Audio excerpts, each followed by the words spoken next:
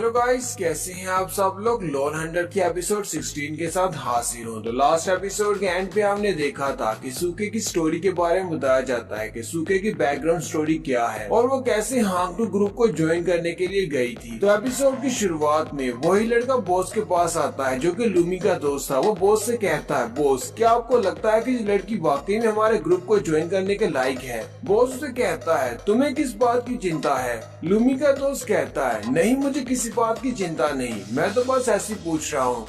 Boss से कहता है, मुझे ये बात अच्छी तरह से पता है कि वो लड़की इस लायक नहीं है कि हांगटू ग्रुप को ज्वाइन कर सके और ना ही वो किसी को प्रोटेक्ट कर सकती है और ना ही किसी का सामना कर सकती है। वो तो बस एक बेवकूफ बच्ची है जो कि अपने भाई की मौत का बदला लेना चाहती है। ये तो हमारे लिए बहुत अच्छा है। उस लड़के सॉन्ग रैन ने हमारी एक बेहतरीन असैसिन लूमी को हमसे छीन लिया। यही लड़की उस रैन से हमारा बदला लेगी। नेक्स्ट सीन फिर से अटैक वाली जगह का दिखाया जाता है जहाँ पर सेज मूड का मॉन्स्टर सबके ऊपर अटैक कर रहा है, जबकि वो सारे हंटर्स उस मॉन्स्टर के ऊपर अटैक कर रहे हैं। लास्ट एपिसोड में हमने देखा था कि उन्होंने उस मॉन्स्टर को नीचे गिरा लिया होता है क्योंकि रैन ने अपनी पावर्स को यूज करते हुए उसके ऊपर अटैक किया था, जिसकी वजह से उसकी शील्ड टूट गई थी। मॉन्स्टर के नीचे गिरने के बाद उनके गिल्ड का लीडर उन सब से कहता है, जल्दी से इसके ऊपर अटैक करो ताकि हम लोग इसे यहीं पर मार दें, ये दोबारा से उठ ना पाए। गिल्ड लीडर के पास भी अपना एक टेक्नीशियन होता है। वो उसे कहता है, जब तक ये मॉन्स्टर नीचे है जल्दी से इसे एक स्टेटस इफेक्ट दो। उसके पास एक बड़ी सी गन होती है। वो अपनी गन के अंदर एक बड़ा सा ग्रेनेड लगाता है। उस गन के अटैक को क्वांटम प्रोजेक्शन कहते हैं। वो उसके साथ उस बॉस के ऊपर अटैक करता है। उसकी गन के अंदर से एक छोटा सा मिसाइल निकल कर जाता है जो सीधा जाकर उस मॉन्स्टर के ऊपर लगता है। इस क्वांटम प्रोजेक्शन की मदद से वो उस मॉन्स्टर की बॉडी के अंदर से निकलने वाली एनर्जी को माप सकते हैं और साथ ही उसकी शील्ड के बारे में भी जान सकते हैं कि इसकी शील्ड की वीकनेस क्या है और इस मॉन्स्टर को मारने के कौन कौन से वीक साइड्स हैं।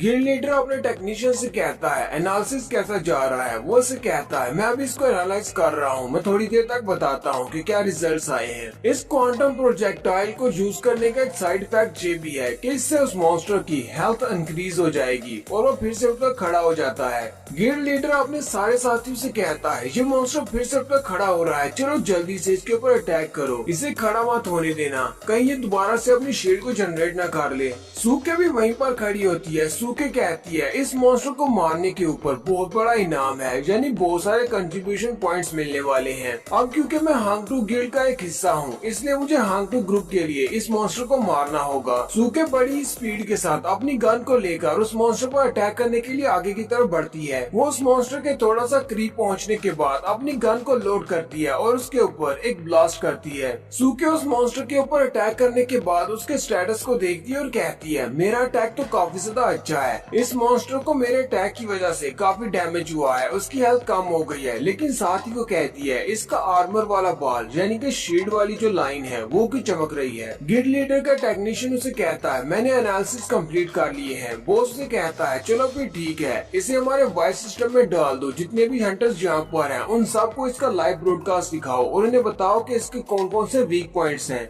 वो टेक्नीशियन बिल्कुल वैसे ही करता है जैसा कि उसे बॉस ने कहा है। वो सबसे कहता है, सब लोग मेरी बात ध्यान से सुनो, इस मॉन्स्टर के पास अपनी शील्ड को रीजनरेट करने की एबिलिटी है। एक बार जब ये अपनी शील्ड को बना लेता है तो हमारे कोई भी अटैक्स इसके ऊपर काम नहीं करते, ना ही मैजिक अटैक्स और ना ही फिजिकल अटैक्स। ये 99.9% तक हमारे अटैक से बिल्कुल अनडैमेज रहता है। इसकी शील्ड को तोड़ने के सिर्फ दो ही तरीके हैं, या तो हम इसके ऊपर बार बार अटैक करें ताकि इसकी शील्ड अटैक्स की वजह से टूट जाए, या फिर दूसरा तरीका ये है कि हम लोग इसकी वीक स्पॉट्स के ऊपर अटैक करें। लेकिन इसके वीक स्पॉट्स के ऊपर पहुंचने के लिए हमें इसकी शील्ड को तोड़ना होगा। अब मैं आपको इसकी वीकनेस के बारे में बताता हूँ। इसकी टोटल 4 वीकनेस है। इसका दायां और बायां कंधा दोनों इसके वीक स्पॉट्स हैं। इसके अलावा इसका पेट और इसकी बैक वो भी इसके वीक पॉइंट्स हैं। वो मॉन्स्टर आहिस्ता आहिस्ता अपनी शील्ड को दोबारा से रीजनरेट कर रहा होता है। टेक्नीशियन उन सब से कहता है, इसके वीक पॉइंट्स के ऊपर अटैक करो, इससे पहले कि ये अपनी शील्ड को कंप्लीट कर ले। अगर इसने अपनी शील्ड को कंप्लीट कर लिया तो उसके बाद हमें इसकी शील्ड को 4 बार तोड़ना होगा, वरना ये अपनी शील्ड की रीजनरेशन एबिलिटी को कभी भी नहीं छोड़ेगा।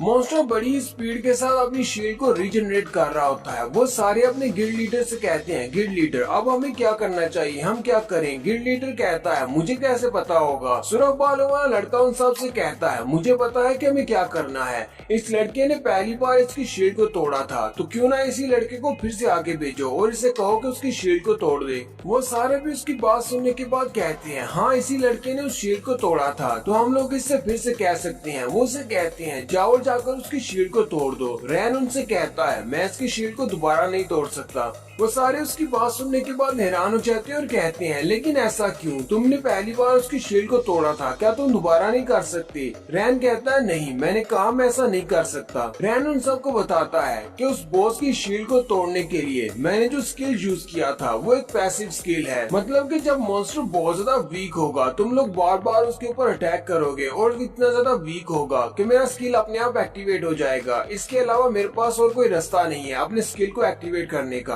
पहले तुम लोगों को उस मॉन्स्टर को बहुत ज्यादा वीक करना होगा बार बार अटैक करके, और इस वक्त मेरे पास कोई भी एक्टिव स्किल नहीं है और मुझे नहीं लगता कि मैं इस बॉस मॉन्स्टर को 2000 तक इसकी एचपी लो कर सकता हूँ, यानी कि इतना इसको डैमेज पहुंचा सकता हूँ। वो सारे लोग उसकी बात सुनकर बहुत ज्यादा हैरान हो जाते हैं और कहते हैं, क्या तुम्हारे पास कोई एक्टिव स्किल नहीं है, क्या तुम एक हंटर हो। लगता है तुम एक ब्रोंज रैंक के हंटर हो, लेकिन फिर भी तुमने उसकी शील्ड को कैसे तोड़ दिया था। वो सारे हंसना शुरू कर देते हैं और कहते हैं, इसका मतलब तुम तो एक बेकार हंटर हो, तुम्हारे पास सिर्फ एक ही पैसिव स्किल है जो कि वीकनेस के लिए है। हालांकि वो स्किल काफी ज्यादा अच्छा है, शायद तुम लकी थे इसलिए तुम्हें वो स्किल मिल गया। उन सब का गिल्ड लीडर उन सब से कहता है, इस लड़के का मजाक उड़ाना बंद करो, इस लड़के के पास जो स्किल है वो बहुत ज्यादा स्पेशल है, ये बात तो हमें अच्छी तरह से पता है। चलो अब जल्दी से आगे बढ़ो और उस बॉस के ऊपर अटैक करो ताकि हम लोग उसे वीक कर सके, तो शायद ये लड़का फिर से अपने स्किल को एक्टिवेट कर सकता है। वहीं पर एक लड़की मैजिशियन खड़ी होती है। वो उसे कहती है, अगर तुम्हें अपने स्किल को एक्टिवेट करने के लिए एक क्रिटिकल स्ट्राइक की जरूरत है तो मैं इस मॉन्स्टर के ऊपर एक क्रिटिकल डीबफ लगा सकती हूँ। वहीं पर एक और हंटर होता है जिसके पास एक बड़ी सी तलवार होती है। वो रैन से कहता है, हाँ मैं भी तुम्हारी हेल्प कर सकता हूँ, मेरे पास फिजिकल अटैक्स हैं। बाकी के हंटर्स भी उसे कहते हैं, हाँ हम लोग भी तुम्हारी हेल्प करेंगे, हम सब लोग उस मॉन्स्टर को वीक कर देंगे ताकि तुम्हारा स्किल एक्टिवेट हो सके। सुरख बालों वाला लड़का कहता है, ये क्या कर दिया, मैंने तो फिर से इस लड़के की हेल्प कर दी, मुझे तो लगा था कि इस लड़के की बहुत ज्यादा इंसल्ट हो जाएगी।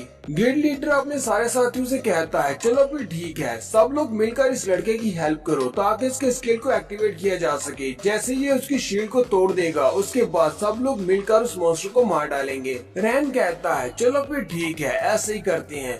वो ज़ॉम्बी और डार्की से कहता है, चलो फिर आगे बढ़ते हैं और हम लोग भी अपना काम पूरा करते हैं। रैन और डार्की दोनों ही भागते हुए आगे की तरफ जाते हैं। फिर से वो सेम मूव को यूज करने वाले हैं। बाकी के सारे जितने भी वहाँ पर लोग थे, जिन लोगों ने उसे कहा था कि हम लोग तुम्हें अपनी पावर्स देने को तैयार हैं ताकि तुम्हारी स्ट्रेंथ बहुत ज्यादा बढ़ जाएगी और तुम एक क्रिटिकल स्ट्राइक एक्टिवेट कर सकते हो, वो सारे अपनी पावर्स को रैन की बॉडी में ट्रांसफर करना स्टार्ट करते हैं। रैन भागता हुआ उस मॉन्स्टर के सामने चला जाता है।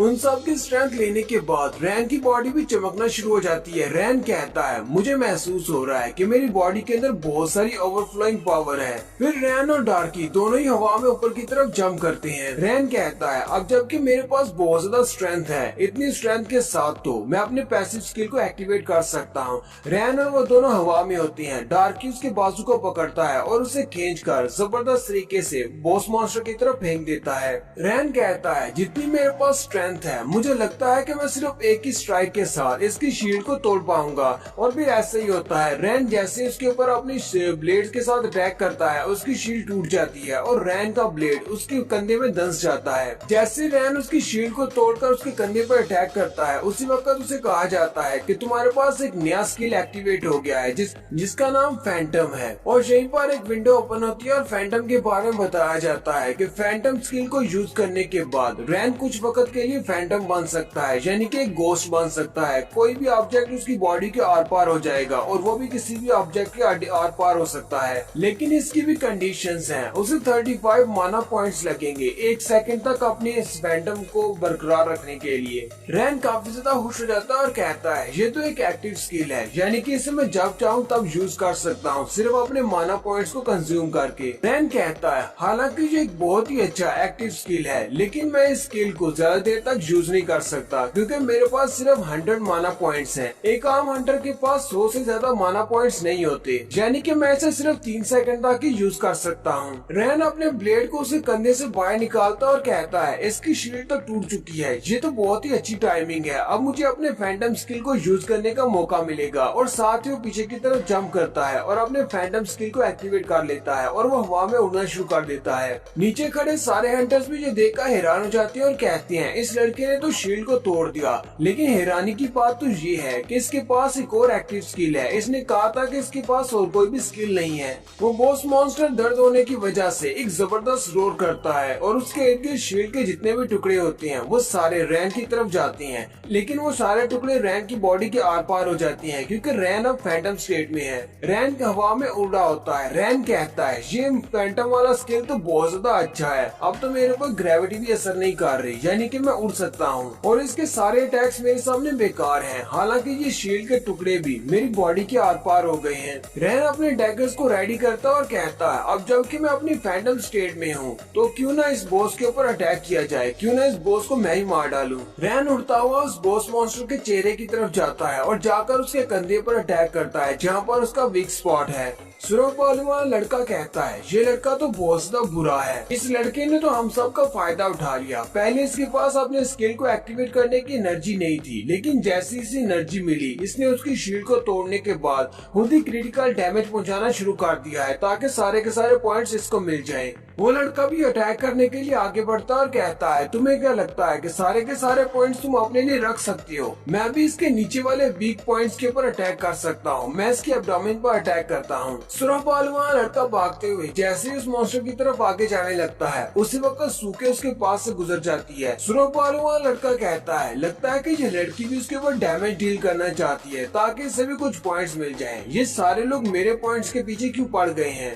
लेकिन वो कहता है चलो इस बात से कोई फर्क नहीं पड़ता, मैं भी आगे बढ़कर उस पर अटैक करता हूँ, कुछ न कुछ पॉइंट्स तो मुझे भी मिलेंगे। वो अपनी तलवार को यूज करते हुए डबल स्लैश लगाता है जबकि सूखे भी अपनी गन को यूज करते हुए एक जबरदस्त कैनन अटैक करती है। गिल्ड लीडर का टेक्नीशियन उसे कहता है ये लोग तो बहुत ही अच्छे से उसके ऊपर डैमेज डील कर रहे हैं, इन लोगों ने उस मॉन्स्टर की 2 वीक स्पॉट्स को पहले से ही डैमेज कर दिया है, मुझे नहीं लगता कि वो अपनी शील्ड को दोबारा से रीजनरेट कर पाएगा। गिल्ड लीडर अपने बाकी के साथियों से कहता है चलो फिर ठीक है, जल्दी से आगे बढ़ो और उस मॉन्स्टर के ऊपर इतना अटैक करो कि वो फिर से उठ ना पाए। जैसे वो सारे लोग भागते हुए उस मॉन्स्टर के करीब जाते हैं वो मॉन्स्टर एक जबरदस्त चीख मारता है और वो बर्जर्क मोड में चला जाता है। बर्जर्क मोड में यानी कि वो पागलों की तरह इधर उधर अटैक करना शुरू कर देता है। वहीं पर उसकी नजर सूखे पर पड़ती है, वो सूखे को पंच मारने के लिए रेडी हो जाता है जबकि सूखे वहीं पर खड़ी होती है और वहाँ से हिल नहीं पाती। सूखे कहती है मुझे बचाओ, कोई तो मुझे बचाओ। सुरख बालों वाला लड़का कहता है वो लड़की तो खतरे में है, उसका पंच और वो लड़की मर जाएगी।